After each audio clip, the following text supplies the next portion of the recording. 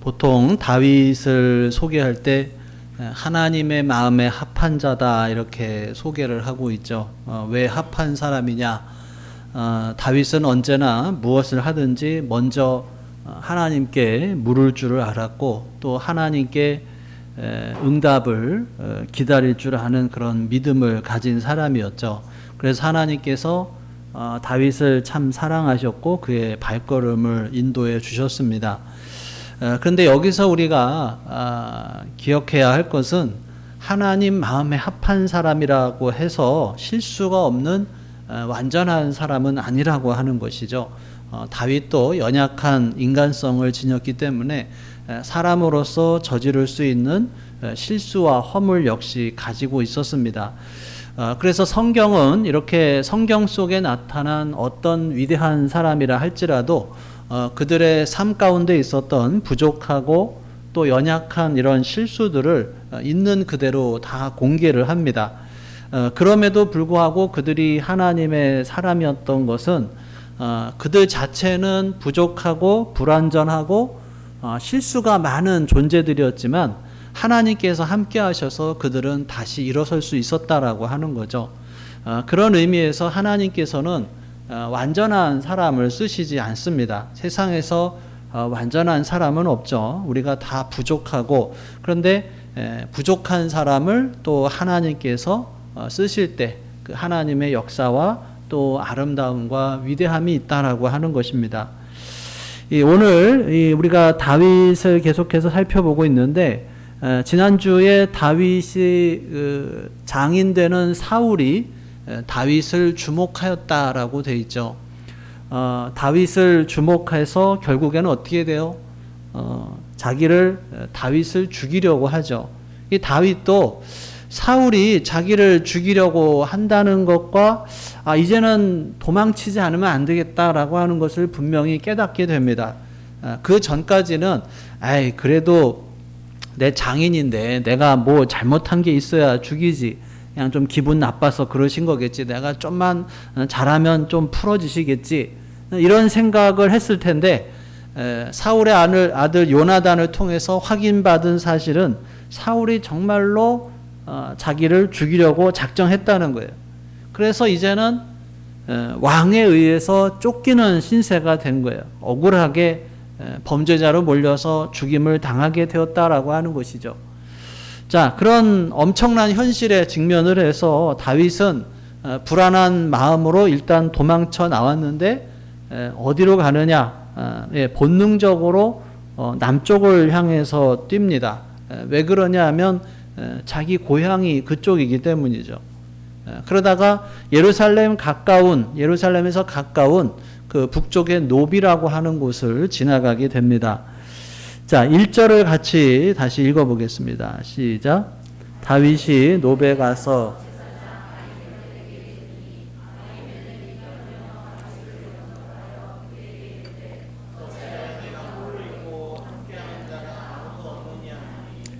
당시의 노브는 실로에 있던 성소가 블레셋에게 파괴당한 후에 성소를 이곳으로 옮길 정도로 이제 중심적인 역할을 하던 곳이에요.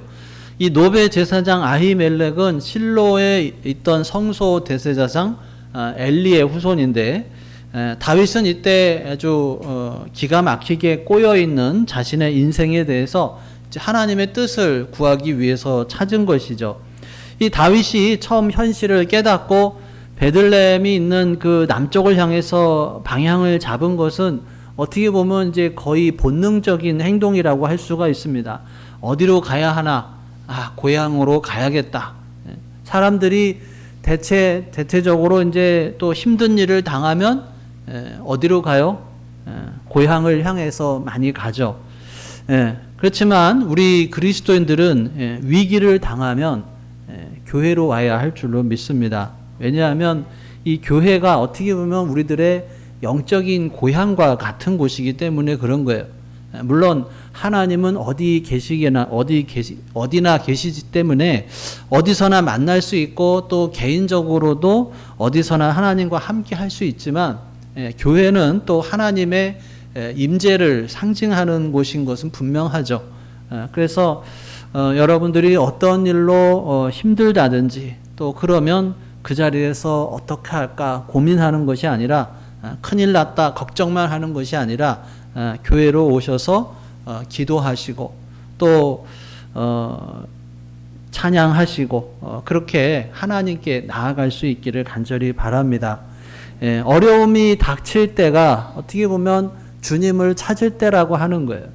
물론 당연히 집에서도 할 수 있지만 제 경험상으로도 보면은 교회에 와서 하는 것이 더 좋습니다. 자, 그래서 제사장 아히멜렉은 이 성소 안으로 혼자 뛰어 들어온 다윗을 보고 놀라서 묻는 거죠. 여기에는 이제 떨며 영접했다라고 하는데 놀래서 묻는 거죠. 평소에 적어도 1000명이나 되는 부하들을 이끌고 다니던 사람이 혼자 왔으니까 깜짝 놀란 거예요. 그러자 다윗이 뭐라고 대답을 하나요? 자, 2절 같이 읽겠습니다. 시작. 다윗이 제사장 아히멜렉에게 이르되 왕이 내게 이를 명령하고 이르시기를 내가 너를 보내는 것과 내게 명령한 일은 아무것도 사람에게 알리지 말라 하시기로 내가 나의 소년들을 이러이러한 곳으로 오라고 말하였나이다. 쉽게 말해서 다윗은 자기가 사울 왕의 어떤 특별한 임무를 맡아서 왔다고 거짓말을 하는 거예요. 사울이 이런 명령을 한 적이 없으니까 거짓말이죠. 그동안 우리가 아까도 말씀드렸듯이 다윗은 하나님과 가까이 동행을 하고 아름다운 삶을 살았던 사람이에요. 그런데 지금 도망자가 돼서 쫓기는 상황에 너무나도 급한 나머지 거짓말을 해요. 우리도 거짓말을 자주 하죠. 남에게 피해를 주지 않으니까 괜찮다고 생각하면서 그냥 슬쩍 둘러대는 경우가 있을 수 있는데 자기는 뭐 그냥 순수한 거짓말이라고 할 때도 있지만 또 그렇게 슬쩍 내뱉는 거짓말 때문에 나중에 다른 사람에게 피해가 가는 경우가 있어요. 여기도 보면 실제로 다윗이 이렇게 한 것 때문에 나중에 이 제사장들이 사울에게 모두 죽임을 당하게 되죠. 그러면 다윗이 여기서 바른 대로 사실대로 말하고 그냥 여기서 죽었어야 마땅한 것이냐? 살기 위해서 거짓말한 것은 어쩔 수 없는 일이 아닐까? 이런 것을 보면서 다윗이 하나님 마음에 꼭 맞는 사람이었는데 그런데도 위기에 닥치니까 거짓말을 했다. 그러니까 우리도 위기가 닥치면 슬쩍 거짓말을 해도 괜찮다. 이렇게 성경을 보면 이제 성경을 이제 잘못 해석하는 거죠. 성경은 우리들에게 이런 상황이 되면 다윗처럼 똑같이 둘러대면서 거짓말을 해도 좋다. 이런 것을 보여주는 것이 아니에요. 다윗과 같이 위대한 사람, 믿음의 위대한 사람도 하나님이 인정하는 사람도 이렇게 급박한 상황이 닥치면 이렇게 무너질 수 있다. 이것을 지금 보여주고 있는 거예요. 그 누구도 완벽한 사람은 없다는 거예요. 아무리 하나님이 인정하는 사람이라 할지라도 결코 완전한 사람이 아니라 불완전한 사람이다라고 하는 것을 보여주고 있어요. 다윗도 우리와 똑같이 연약한 사람이라는 거예요. 그런데 성경은 그렇게 다윗이 연약한 사람이었더라도 하나님의 선한 뜻이 이루어지는 것을 보여줍니다. 사람이 악을 행해도 하나님의 선이 이루어지는 것을 보여줘요.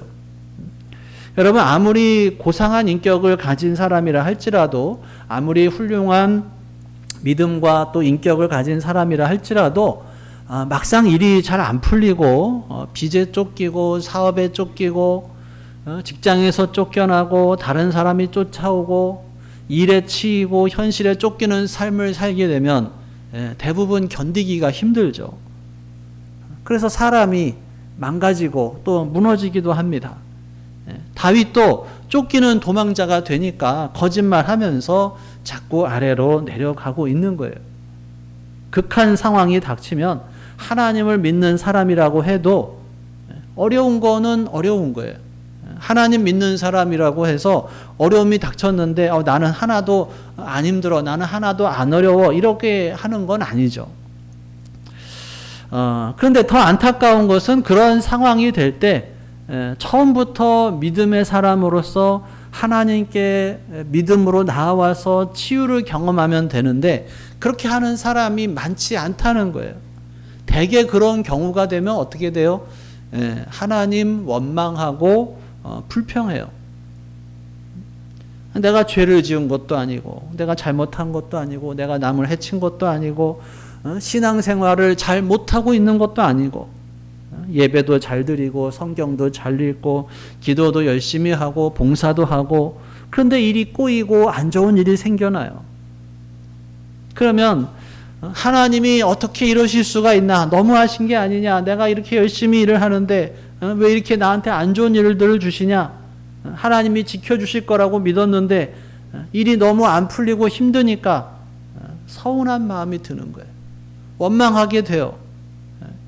누구나 다 그렇게 된다는 거예요. 그렇게 되면 사실 기도하기도 싫어져요. 그래서 교회 공동체가 필요한 거예요. 교회 공동체가 그래서 중요한 거예요. 우리 중에 누구라도 그렇게 될 가능성이 있다라고 하는 거예요. 제가 말씀드렸잖아요. 저도 머리 아파가지고 처음에 하나님한테 원망이 나왔다고. 왜 나한테 이런 일을 주시냐고. 저도 마찬가지예요. 어려움이 닥치면 누구나 다 무너질 수 있다는 거예요. 하나님께 서운하고 섭섭하고 원망하고 불평할 수 있다는 거예요. 기도하기도 싫고 예배하기도 싫고 그럴 때에 주변의 형제 자매들이 함께 붙들어주고 기도해 주는 거예요. 그래서 교회가 공동체라고 하는 것입니다. 여러분들도 아마 그런 경험이 있는 분들도 있을 거예요. 하나님 앞에서 서운하고 원망하고 불평하고 그럴 때 우리가 본받을 사람이 바로 다윗이죠. 다윗도 우리보다 훨씬 더 힘든 상황이에요. 우리가 아무리 힘들다고 해도 여러분 누가 나를 죽이려고 쫓아온 적은 없죠? 여러분? 혹시 누가 날 죽이려고 막 쫓아온 적. 그러니까 다윗보다는 좀 덜 힘든 거예요. 다윗은 이 시대에 어떤 사람보다 더 고통스럽게 쫓기는 삶을 살았고 거의 잡혀서 죽을 뻔한 위기를 몇 번 넘겨요. 그런데도 놀라운 것은 그런 상황에서 다윗이 완전히 파괴되거나 망가지지 않았다는 거예요. 순간적으로 넘어진 적은 있는데 완전히 파괴가 되지는 않았다는 거예요. 오히려 그와 반대로 그의 인격이 놀랍도록 성숙해지고 그의 삶이 풍성해졌다라고 하는 것입니다. 어떻게 그럴 수 있느냐? 다윗은 하나님에 대해서 서운해하고 원망스러울 수 있는 상황에서도 그 모든 것을 들고 하나님 앞에 나아갔다라고 하는 거예요. 시편을 읽어보면 다윗이 하나님께 대적들로 인해서 울부짖는 그런 기도들이 많이 나와요. 그의 마음이 너무나도 잘 드러나 있습니다. 평소에도 그렇지만 특히 어려움을 당했을 때 우리가 할 일은 한 가지예요. 아무리 괴로워도 남은 힘을 짜내서 그래도 하나님 앞에 나아가는 거예요. 어려움을 당하면 우리가 잘 하는 게 뭐예요? 부부끼리 있으면 배우자한테 이럴 수가 있느냐 하면서 쏟아놓죠. 아니면 친한 사람한테 가서 저 사람이 나한테 어떻게 이럴 수 있느냐 하면서 막 쏟아놔요. 근데 그게 그렇게 해서 해결이 돼요? 사람에게 쏟아놔 봐야 해결이 안 돼요. 하나님 앞에 나아가서 그것을 쏟아놔야 하는 것입니다. 하나님, 저 힘들어요. 그분께 나아가서 쏟아놓을 때 하나님께서 그 마음을 만져주시고 치유해 주시고 또 인도해 주시는 줄로 믿습니다. 그렇게 될 때 아무리 쫓기는 삶의 고통 중에 있을지라도 우리가 패배하지 않는 거예요. 오히려 쫓기는 상황에서도 성숙해질 수 있고 다윗과 같은 사람이 될 수가 있다라고 하는 것입니다. 자, 이어서 3절과 4절 같이 읽겠습니다. 시작. 이제 당신의 수중에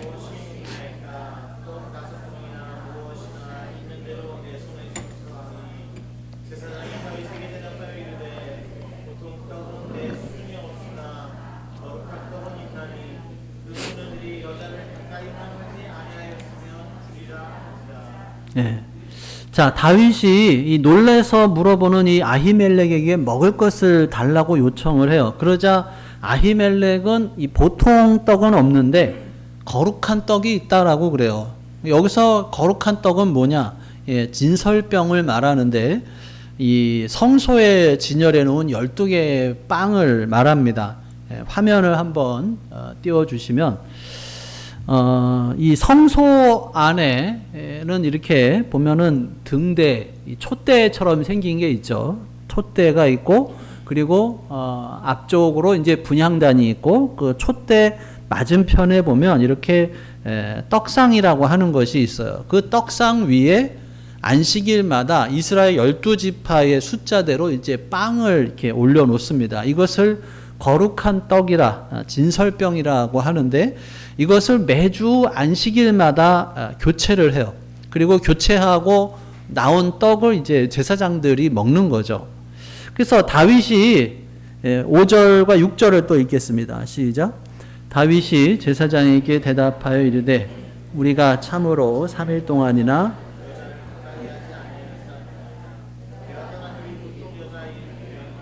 그년들의 그릇이 성결하겠거든 하물며 오늘 열하지 아니하겠나이까 하매 제사장이 그 거룩한 떡을 주었으니 거기는 진설병 곧 여호와 앞에서 물려낸 떡밖에 없었습니다. 이 떡은 더운 떡을 드리는 날에 물려낸 것이라. 아멘. 자, 여기에 보면 이 안식일에 따뜻한 빵을 올릴 때 일주일 동안에 있었던 빵을 내놓아서 제사장들이 그걸 먹는 거예요. 근데 이때 다윗이 또 거짓말을 하죠. 아히멜렉은 제사장들만이 먹을 수 있는 이 진설병을 다윗에게 주는데 사실 이것은 좀 심각한 거예요. 왜냐하면 율법을 어기는 거거든요. 이 떡은 제사장만 먹는 거예요. 그런데 지금 다윗이 배가 고프다고 하니까 지금 다윗에게 주니까 율법을 어기는 건데, 근데 이 사건이 일어난 때로부터 한 1000년쯤 지나서 예수님께서 안식일에 밀밭을 지나다가 이 손으로 밀을 비벼 먹은 제자들에게 바리새인들이 이제 안식일에 금지된 일을 했다 하는 것을 들으시고 이 사건을 인용하면서 설명하시는 내용이 나오죠. 자, 이 마태복음 12장 3절 4절 같이 읽겠습니다. 시작. 예수께서 이르시되 다윗이 자기와 그 함께한 자들이 시장할 때 한 일을 읽지 못하였느냐. 그가 하나님의 전에 들어가서 제사장 외에는 자기나 그 함께한 자들이 먹어서는 안 되는 진설병을 먹지 아니하였느냐. 자, 이 말씀이 무슨 뜻이냐? 율법이 생명보다 우선하는 것이 아니라는 거예요. 아히멜렉은 이 율법의 원래의 뜻을 잘 파악하고 있었고 그래서 그대로 실천한 거예요. 율법의 핵심 정신이 뭐예요? 하나님을 사랑하고 이웃을 사랑하라는 거예요. 지금 당장 굶어 죽어가는 사람이 있는데 율법 때문에 이거는 제사장만 먹는 거야 하고서 안 주고 못 본 채 하는 것은 하나님의 뜻이 아니다라고 하는 거예요. 죽어가는 사람 먼저 살려내는 것이 율법의 원래 정신이고, 그래서 예수님께서 일부러 안식일에 오른손이 마른 사람 고치시고 또 그 외에도 수많은 병자들을 또 일부러 안식일에 고쳐주셨어요. 다른 날 하실 수도 있었는데 안식일에 선한 일 하는 거, 생명을 살리는 것이 옳은 일이다라고 하는 것이죠. 그냥 사람은 내팽개치고 문자적으로 기계적으로 율법만 지키는 게 옳은 것이 아니다라고 하는 거예요. 자, 일반 사람들이 먹을 수 있는 이 빵을 먹으면서 이 다윗이 무슨 생각했겠어요? 야, 배고픈데 이게 웬 떡이냐? 잘 됐다. 실컷 먹자. 그랬을까요? 다윗은 그 빵을 먹으면서 하나님의 은혜를 생각했을 것이다 라고 하는 거예요. 방금 자기가 거짓말을 했는데도 이렇게 은혜를 베푸시는 하나님이에요. 지금 쫓겨다니면서 하나님을 향해서 서운함을 느낄 수 있어요. 원망할 수 있어요. 그런데 이 빵을 먹게 되면서 하나님께서 나하고 함께 하시는구나 하는 확신을 갖게 되는 거죠. 자, 그리고 다윗이 아히멜렉에게 또 하나의 요청을 합니다. 어떤 요청을 하느냐? 8절을 같이 읽어볼까요? 시작. 다윗이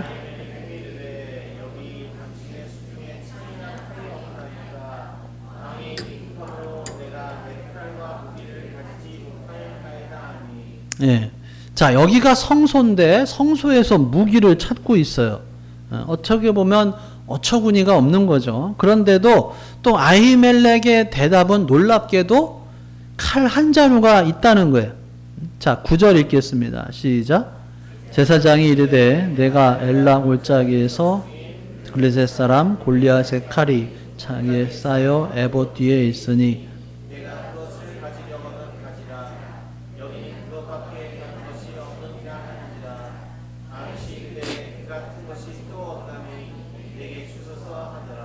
예.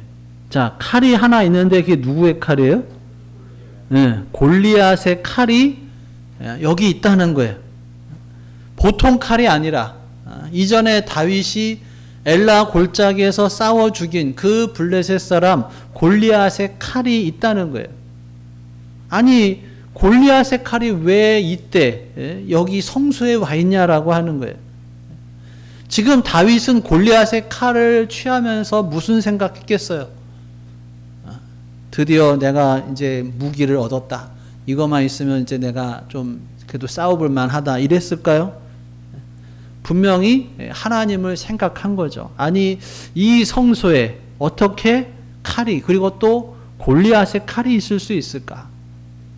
그날 그 무시무시한 거인 골리앗 앞에 담대히 나아가서 이렇게 대단한 무기를 가지고 나오던 적군의 그 용맹한 장수를 물맷돌 하나로 제압을 했던 그 순간, 하나님께서 역사해 주셔서 승리했던 그 순간을 떠올렸을 것이다 라고 하는 거예요. 그때 그 승리가 자기의 힘으로 된 것이 아니다라고 하는 것을 다윗은 누구보다도 잘 알고 있어요. 그런데 하나님께서 지금 자기 손에 바로 그 골리앗의 칼을 쥐어주고 계셔요. 이게 무슨 뜻이냐? 내가 너를 버린 것이 아니라는 거예요. 나는 지금도 너하고 함께 있다라고 하는 거예요. 네가 골리앗을 물리쳤던 것처럼 그때처럼 나는 지금도 너하고 함께 있다. 이 메시지를 다윗은 이 칼을 통해서 받게 되는 것입니다. 여러분, 우리도 바쁘고 쫓기는 삶 가운데 자신에게 의미가 있는 물건을 보게 될 때가 있죠. 우연히 그것을 보게 되는 것이 아닙니다. 그때 함께 해주셨던 하나님께서 지금도 함께 하고 계시다 라고 하는 증거를 보여주시는 거예요. 그게 실제로 어떤 물건일 수도 있고 어떤 기억일 수도 있습니다. 아니면 어떤 사람일 수도 있고 어떤 사건일 수도 있어요. 그것이 무엇이 됐던 간에 그것을 보게 될 때, 다시 보게 될 때 그냥 넘기지 말고, 하나님께서 나와 함께 해주셨던 것처럼 지금도 함께 하시는구나. 그 사실을 잊지 말라고 주시는 그런 사인으로 깨달아야 할 것입니다. 자, 이렇게 10절 그리고 10절 이후에 보면 먹을 것과 무기를 공급받은 다윗은 자신을 추격하는 사울을 피해서 이제 길을 떠나고 이제 블레셋까지 가죠. 그랬을 때 그 가드 왕 아기스의 신하들이 다윗을 알아보고 당시의 사람들이 다윗과 사울을 비교하며 부르던 노래를 부릅니다. 자신을 알아본 그 가드 사람의 행동에 놀란 다윗이 그 지역을 어떻게 하면 이 상황을 벗어날까 생각하다가 거짓으로 미친 척하죠. 그래서 어려움을 당하지 않고 거기에서 이제 떠날 수 있게 됩니다. 그리고 나서 지은 시가 바로 시편 34편이죠. 한번 같이 볼까요? 시편 34편.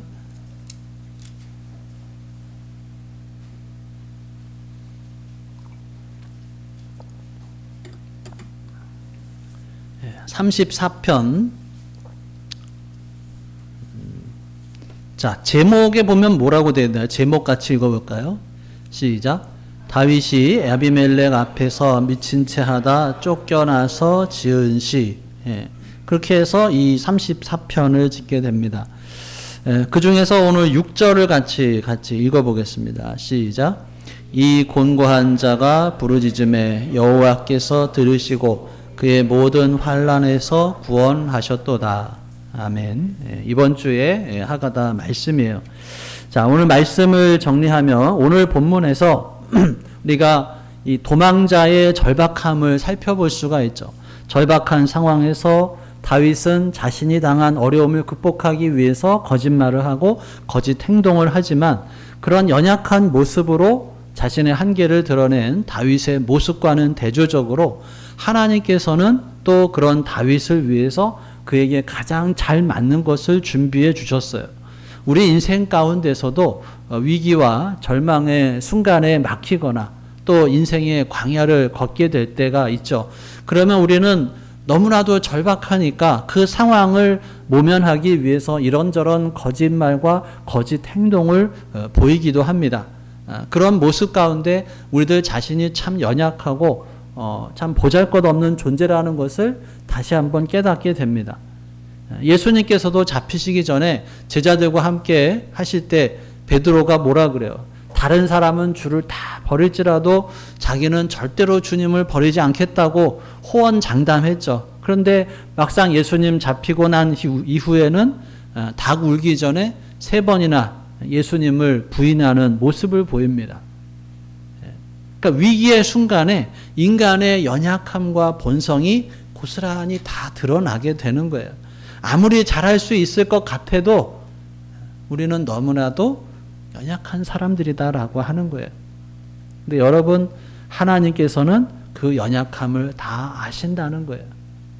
그렇기 때문에 하나님께서 우리가 처한 위기의 순간에 전혀 생각하지 못했던 방법으로 우리가 새로운 상황을 이기고 나아갈 수 있도록 붙잡아 주신다라고 하는 것입니다. 이렇게 다윗에게 빵을 주고 그리고 골리앗에 칼을 주면서 내가 너와 함께 한다라고 하는 것을 알려주고 계시다라고 하는 거예요. 절망과 고난 속에서 넘어지며 연약한 모습을 보인다 하더라도 끝까지 우리가 하나님을 붙잡고 하나님만 의지하며 나아가는 우리 모두가 될 수 있기를 주님의 이름으로 축원합니다. 기도하겠습니다. 오늘 주신 말씀 생각하며 함께 기도합니다. 나에게 주신 말씀이 무엇인지, 내가 붙잡아야 할 말씀이 무엇인지, 내가 어려운 일을 당할 때 나는 무엇을 하는지, 하나님 앞에 나아가서 힘을 얻는지, 다시 한번 우리 마음속에 계시는 성령 하나님의 음성에 귀를 기울여 보겠습니다.